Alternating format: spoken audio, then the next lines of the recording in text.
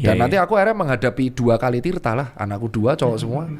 Iya ya. Dan Yang berhadapan langsung kitanya lagi. iya, dan dulu tuh kan aku sempet jengkel sama bapakku. Umur 16 tuh aku jengkel sama bapakku, rebel kan. Aku nganggep bapakku tuh adalah orang yang paling diktator lah. Hmm. Dan sekarang aku mendapat posisi itu dengan 2 anakku. Anak-anak ini menganggap Dokter Tirta diktator. Iya, Sempat. iya. Sekarang? Sekarang udah enggak karena sering ngobrol di meja makan.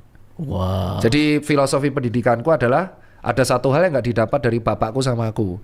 Jadi bapakku itu dia sibuk bekerja karena dulu aku jengkel banget dan aku dapat POV-nya baru pas aku kuliah.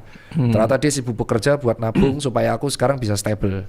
Jadi aku termasuk privilege. Jadi Yeah. aku bisa sekolah, nggak khawatir cari rumah. Itu Yeah. gunanya bapakku cari uang terus dulu. Nah, tapi gapku sama bapakku jadi jauh. Jadi aku jarang cerita. Akhirnya itu yang kuubah. Pendidikannya tetap sama, tetapi aku Oke. membiasain aku sama anakku tuh selalu makan di meja makan kalau di rumah. Oke.